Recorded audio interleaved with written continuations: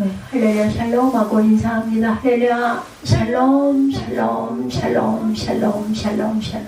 하나님 사랑합니다. 여러분 주 안에서 사랑합니다. 오늘 9장 말씀이 11절에서 15절 새 언약의 중보자 15절에 나옵니다. 이로 말미암아 그는 새 언약의 중보자시니. 네, 제목으로 함께 은혜를 나눕니다.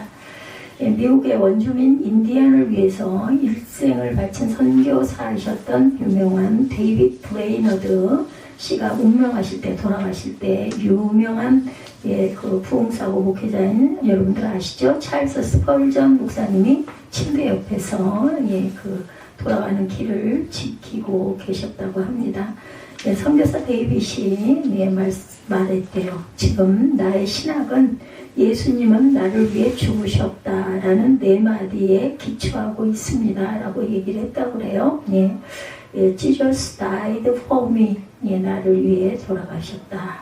Jesus died for me. 예수님은 나를 위하여 죽으셨습니다. 예수님이 나를 위해 죽으셨다는 바로 그것이 우리를 구원하고 있어요. 1863년 미국의 16대 대통령 아브라함 링컨이 새해, 이제 며칠 안 있으면 우리도 새해가 돌아와요. 2025년이 열릴 때가 뭐 한두 달 전 같은데 벌써 어느덧 2026년이 다가와서 이제 얼마 남지 않았습니다. 1월 1일을 기해서 노예 해방 공식적인 선언이 있었다고 그래요. 1863년 아브라함 링컨 대통령이 새해 1월 1일을 기해서 노예 해방을 공식적으로 선언했다고 하네요. 이 일로 인해서 미국은 4년에 걸쳐서 남북전쟁이 일어납니다. 남북을 통일한 링컨은 괴한이겠구만 이 사건으로 인해 피살이 되고 돌아가셨어요. 대통령은 자기 생명을 흑인들의 행복과 자유와 평화를 위해서 이렇게 바쳤다고 그러죠. 흑인들은 평생 아브라함 링컨의 은혜를 잊을 수 없는 사람들이 되었습니다. 링컨이 흑인을 해방하고 땅에 묻힌 뒤 수년 후에 남부에 있는 대농장에서는 여전히 흑인들은 그때까지도 노예 생활들을 하고 있었다고 그래요. 시간이 몇 년이 흘렀는데도 어떤 역사학자가 알라바마에 있는 어떤 흑인을 붙들고 묻습니다. 당신은 링컨 대통령 아십니까? 그런데 놀랍게도 대답하더랍니다. 링컨에 관한 말은 많이 들었습니다. 우리를 해방시켰다는 이야기도 들었습니다. 그런데 나는 링컨이 누군지 모릅니다. 그리고 해방이 무엇인지도 모릅니다. 정말 기막히고 놀라운 이야기죠. 이 노예들이 공부하지 못하고 무식하니까 농장 주민들은 최대한 이들을 이용하는 거죠. 어떻게 하든지 무식한 자 그 채로 내버려 두고 뭣도 가르치지 말자.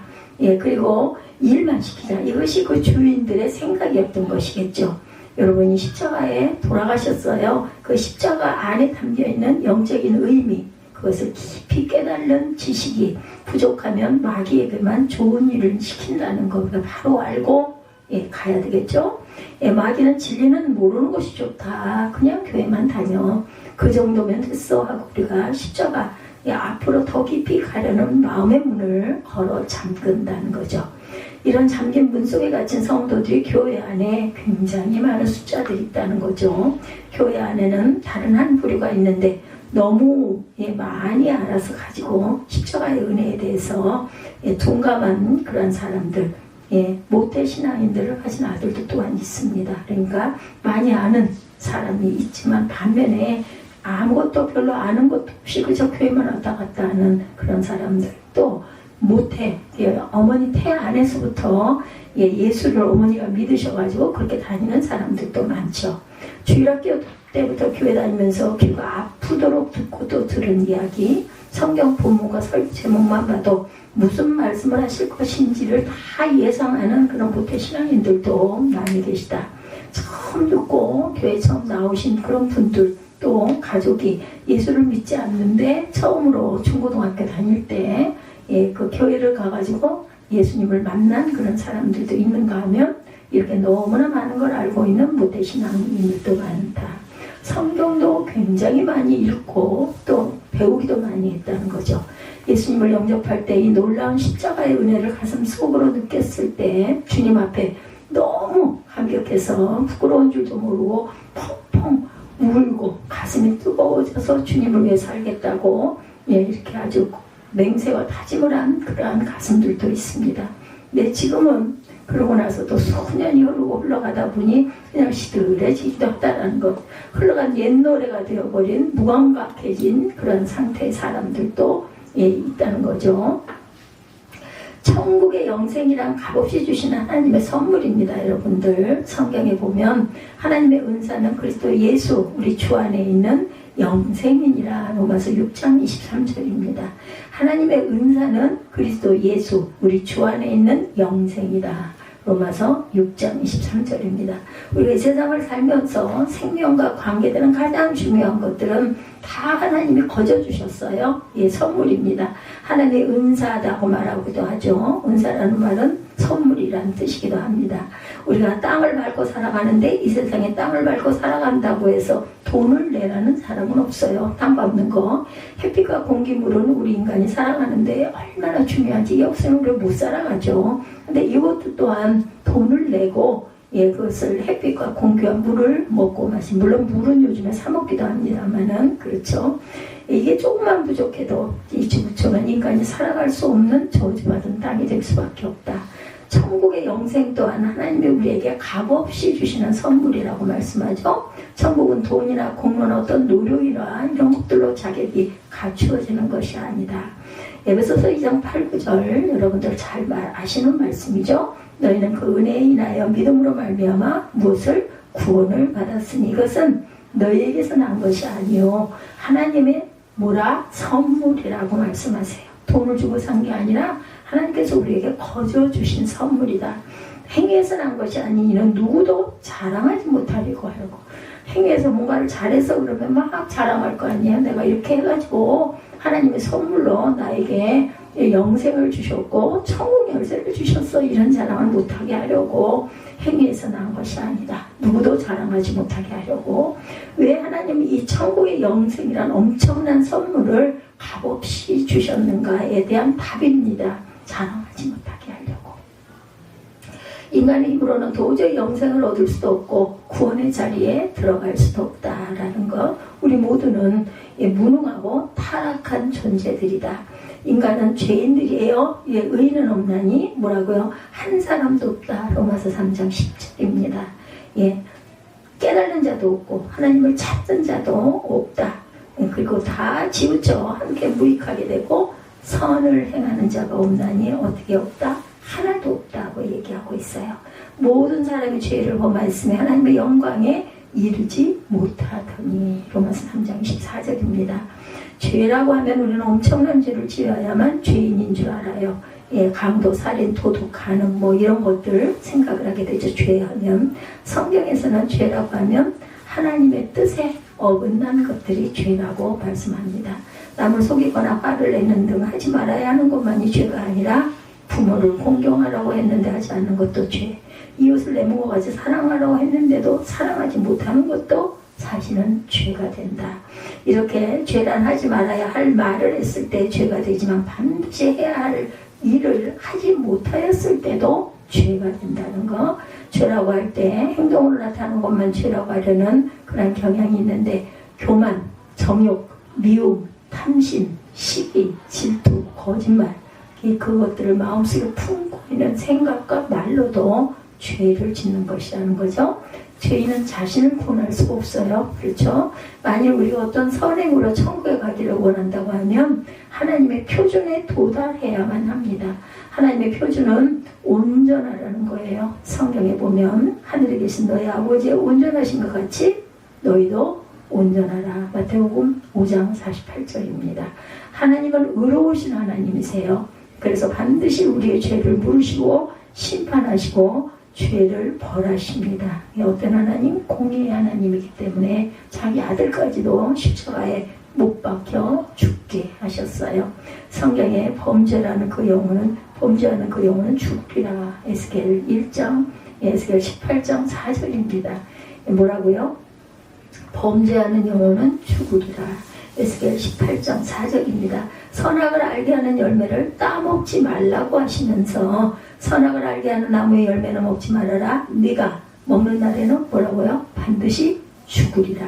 창세기 2장 17절에 이렇게 말씀하세요. 모세는 하나님의 말씀을 듣고 전하여 줍니다. 뭐라고요? 예, 벌을 면하지 아니하고 보응하리라. 출애기 34장 10절입니다.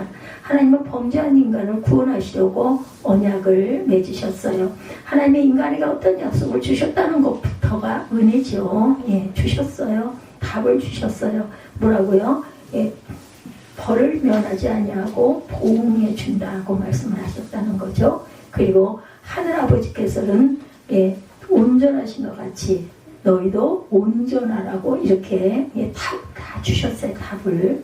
창조주 하나님의 피조물인 인간과 언약을 맺으셨다는 것은 스스로 그 언약에 얽매게 하시는 것이죠. 이것은 하나님의 엄청나신 희생입니다. 하나님은 무한하신 존재이신데 그의 지으신 피조물을 위해서 자신을 낮추시고 예, 인간이 알아들을 수 있는 언어 속으로 들어오셔서 일정한 방침을 주시면서 스스로 언약이라는 테두리에 스스로 하나님께서 매이셨다라는 거예요. 바로 그것은 하나님의 은혜이고 희생이다.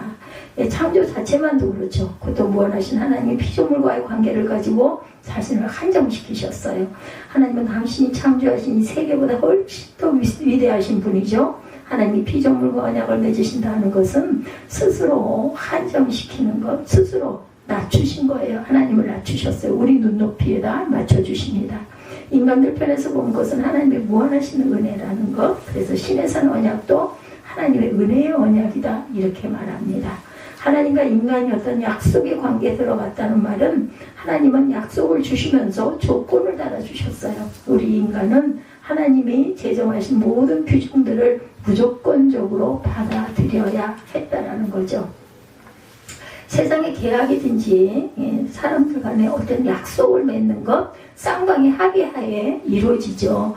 예, 매매하거나 그 집 전세를 하거나 매도하는 그러한 사람과 매수하는 사이에 쌍방의 합의를 해야 이 계약들이 이루어지죠. 근데 하나님의 약속은 일방통행이십니다. 인간에게 살 수 있는 길이 이것뿐이니 살기를 원하면 그대로 하라. 성경은 전적인 하나님의 계시에 의한 것이고 우리의 구원은 타의적인 것이고 하나님의 예정이시고 선택이시고 부르심이라는 것을 잊지 마시기 바랍니다. 하나님의 약속은 일방적인 것이 특징이다. 근데 우리 인간은 하나님의 약속을 저버리고 도무지 구원받을 수 없는 죄인으로 전락하고 맙니다. 하나님의 언약의 조건으로 주신 율법을 이룰 사람은 한 사람도 없다고 그래요. 그것을 다 지키고 가는 사람은 한 사람도 없다.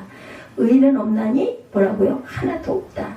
하나님은 범죄한 영혼을 죽는다고 선언하셨어요. 히브리서 9장 27절에 한 번 죽는 것은 사람에게 정해지신 것이요 후에는 심판이 있으리라 말씀하시죠. 우리 육신이 죽고 나서 죄의 결과가 따라오는 것 심판입니다. 하나님은 창조주가 되시고 우리는 그의 피조물이에요. 여러분 죄 지은 사람은 파출소 앞을 지나가기를 굉장히 꺼려하잖아요. 저는 어렸을 때 죄 진 것도 없는데 경찰 아저씨 어렸을 때 순경 아저씨라고 얘기했죠. 그 경찰복을 입고 이렇게 앞에서 저녁치서 보면은 괜히 겁이 나가지고 몸이 움츠러들었던 기억이 있어요. 왜냐하면 죄인들 잡아가는 사람이다 이런 생각을 했기 때문이죠. 경찰서 앞을 지나가는 범인은 어떨까요? 오금이 저리지 않을까요? 아닌 척하지만 마음으로는 괜히 뭔가 나를 누가 알아볼 것 같아 겁을 내는 그런 마음인 거죠. 그래서 경찰서 앞을 지나가기가 거북합니다. 근데 검사가 오라고 하든지 판사 앞에 가서 재판을 받아야 한다면 심각한 일이 일어나죠. 그래서 우리는 죄 지면 안 되겠다 이런 생각을 합니다. 교도소라는 것 하루 3때 아침, 점심, 저녁을 주죠. 옷도 몇 벌 되지만 죄수복이지만 벌거벗고 살게 하진 않습니다. 근데 감옥은 절대로 갈 곳이 아니죠. 예수 믿는 이들은 세상 법도 잘 지키면서 살아가야 한다. 그런데 이 세상의 감옥은 그래도 나을 수 있는데 사형원도 받은 이들도 문민정부 이후에는 사형 집행을 하지 않고 있다고 그래요. 사형 선고를 받은 사람이라 해도 개과천선에서 새 사람이 되고 죽으라고 죽이지 않는데 여기서는 사형제도를 폐지하는 단체들이 또한 노력들도 많이 하고 있다고 합니다. 무기징역이 유기징역으로 20년, 10년, 5년 감형이 가능하기도 하다고 그래요. 사람이 변하고 새 사람이 되면 새롭게 살게 도와주자는 취지겠죠. 하나님의 심판은 단칸에 자르시듯 하시는 기회가 주어지지 않는다. 천국에 들어갈 사람과 지옥에 들어갈 사람으로 결국 나뉘어지고 말죠. 하나님의 심판을 절대로 우습게 생각하지 말아야 합니다.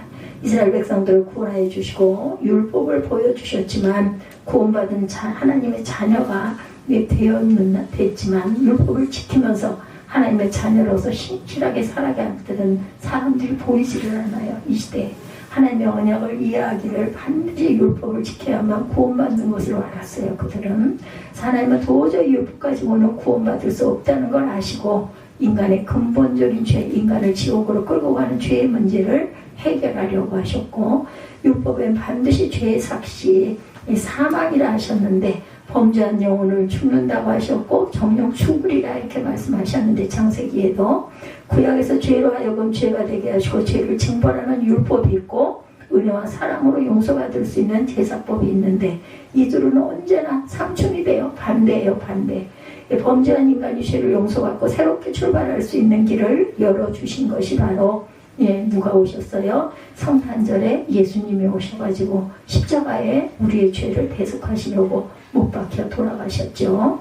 죄를 지은 인간은 자기를 대신한 산 제물을 가지고 와서 자기 대신 피를 흘리고 죽어가는 것을 하나님에게 보여드리면 하나님은 제물을 드리는 죄인이 죽은 것으로 간주하시고 죄를 용서해 주시고 새로운 삶을 살아갈 수 있게 하신 거죠. 히브리서 9장을 보면 22절에 피 흘림이 없은즉 사함이 없느니라 말씀하고 있어요. 죄인이라고 해도 하나님이 제정하신 제사법으로 구원받을 수 있게 했다는 거죠. 제사의 기본 원리, 제사는 제사 드리는 사람이 제물을 가지고 오는데 그 제물은 자기를 대신해 드리는 거예요. 그래서 예전에 구약에는 그 염소를 가지고 자신의 죄를 대속을 하죠. 그래서 그 염소 머리에다가 손을 얹고 안수를 해서 영문 밖으로 내보내고 한 마리는 두 마리를 가지고 와서 한 마리는 불에 태워가지고 그 연기를 날려서 흘려버리는 제사법, 한 마리는 머리에다 안수해서 바깥으로 내보내면 밖에 나가가지고 어떡하겠어요? 한없이 하염없이 가다가 맹수나 그런 일이나 이런 공격을 받아서 결국은 죽죠. 어린 양이. 그래서 그냥 그 죄까지 다 먹어요. 짐승들이. 그렇게 해서 내 죄가 사했다. 이런 법을 썼었습니다. 하나님은 생명은 생명으로 대신할 수 있도록 이렇게 하셨는데 그래서 나를 대신해서 짐승의 생명을 바쳤죠. 피 흘림이란 말은 그 죽음을 가리킵니다. 피는 생명의 상징이죠. 하나님은 범죄한 영혼은 반드시 죽으리라 했어요. 이것이 율법이죠. 그런데 범죄한 사람은 하나님 앞에 나와서 피의 제사를 드리라고 하셨고 범죄한 사람은 죽어야 하는데 모든 사람이 죄를 범하였으니 한 사람도 예외 없이 다 죽어야 하고 남을 사람이 하나도 없어요. 여기서 하나님이 위대한 계획을 세우신 것이죠. 두 번째 언약이고 새로운 언약을 세우시는데 인간의 모든 죄를 당신이 스스로 해결하시고 그 하나님의 사랑 안에 들어오는 이들은 구원하여 주시겠다 이런 법을 세웁니다. 하나님은 수많은 사람을 죽인 사람이라 해도 그가 받을 수 있는 형벌이 있다면 그 사람 한 목숨을 빼앗을 수 있을 뿐이었다. 범죄한 그러한 제주가 제물을 가지고 와서 제사를 드릴 때 피 흘리고 죽는 짐승을 보시고 용서한 것처럼 죄 없으신 한 사람, 점도 없고 흠도 없고 죄가 없으신 한 분을 공의로운 심판, 인간을 대표하는 제물을 삼으시고 그분의 죽음 안에서 전 인류를 용서하시는 그런 법안을 만드십니다. 세상에 수많은 사람을 죽인 흉악한 죄인이라 해도 그가 받을 수 있는 형벌이란 것은 그 한 사람 죽는 것밖에 다른 도리가 없어요. 그를 1000번 죽일 수 있는 것이 아니라 한 번밖에 1000명을 죽였다 해도 이 죄는 그 인간 하나만 죽을 수밖에 없었다. 하나님이 사랑하신 아들 독생자 예수 그리스도 죄가 없으시고 흠도 없고 점도 없는 하나님의 어린 양을 십자가에 달려 죽게 하시고 전 인류를 심판하셨다라고 간주하겠다는 것이죠.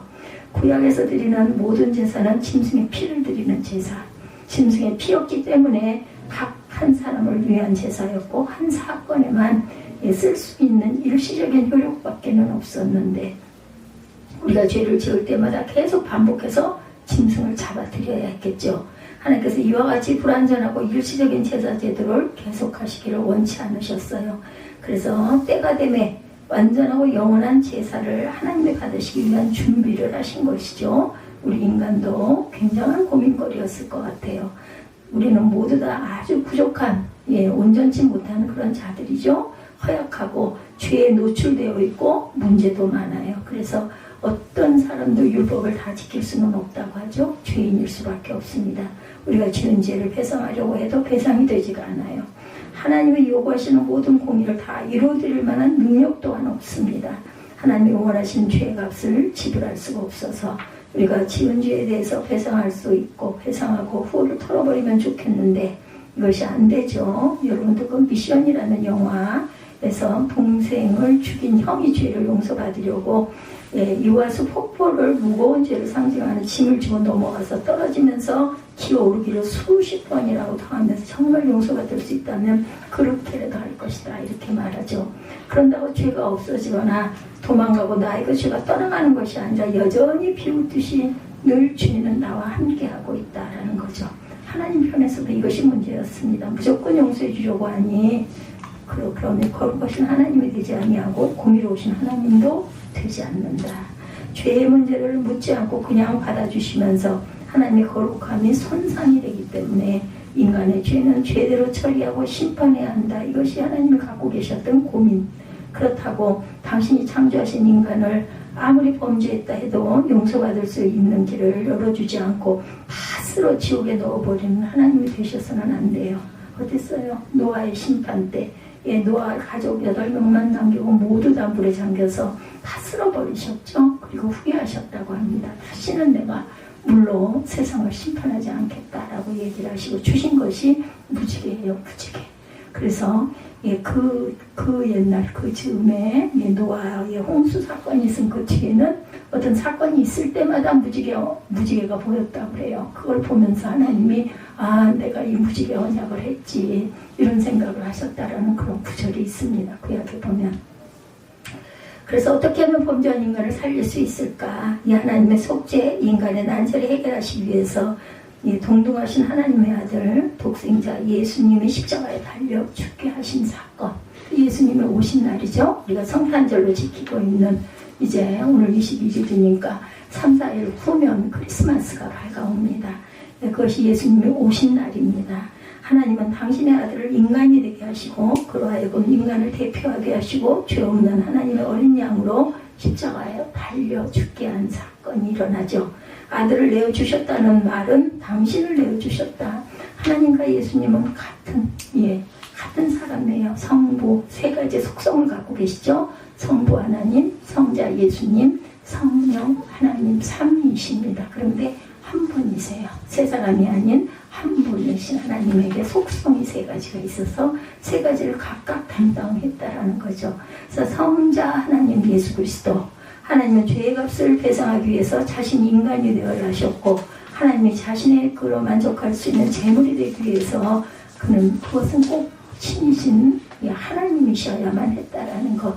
우리 주님 예수님은 참 하나님이시며 참 인간이십니다. 우리들이 아담 안에서 모두가 죄인이 된 것처럼 이제는 두 번째 아담이 되시는 그리스도 안에서 다 구원받은 하나님의 자녀들이 되었어요. 우리 예수님은 무한하신 참 하나님이신과 동시에 참 인간이시라는 것, 죄를 용서하는 주제가 되신 하나님이시고 우리의 죄를 대신하여 짊어지고 가시는 인간이 되셔서 완전한 구원을 이룰 수 있는 사건. 그리스도는 우리를 위하여 완전한 삶을 사시고 우리의 죄값을 대신 치르시고 우리에게 천국을 선물로 주시기 위하여 십자가에 죽으시고 사흘 만에 부활하셨죠. 우리는 다 양같아서 그릇 행하여 각기 제 길로 갔거늘 야훼께서는 우리의 죄악을 그에게 담당시키셨도다. 이사야 53장 6절입니다. 우리에게 있는 죄가 다 세상 죄를 지고 가신 하나님의 어린 양 예수님에게 옮겨갔어요. 예수님이 우리의 더럽고 추한 모든 죄를 담당하십니다.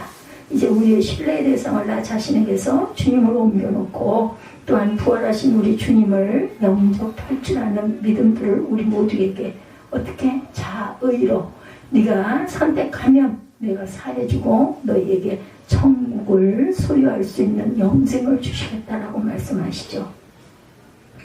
예수님은 나의 주님, 나의 하나님이라고 고백하면서 주님의 죽으심으로 나를 살려주셨음을 또한 감사해야 할 것입니다.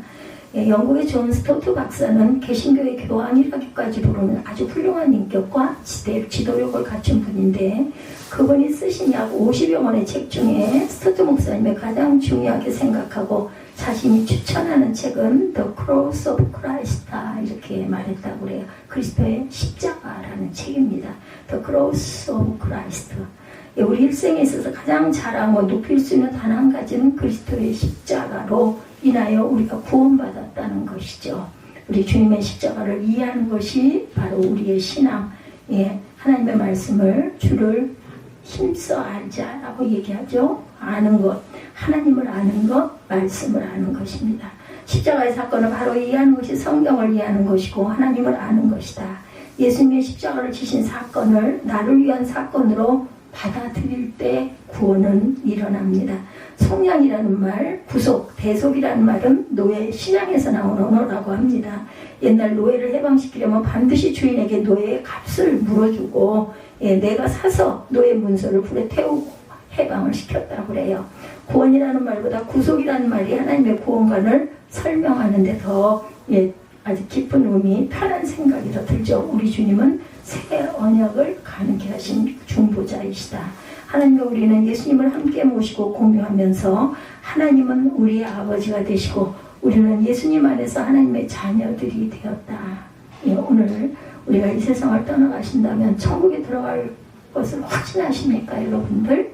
만일 오늘 밤 이 세상을 떠나 천국 문 앞에 섰는데 하나님이 우리에게 내가 너를 나의 천국에 돌아오게 해야 할지 들어오게 해야 할지 그 이유시 무엇이겠느냐 이렇게 물어보시면 여러분은 어떻게 대답하시겠습니까?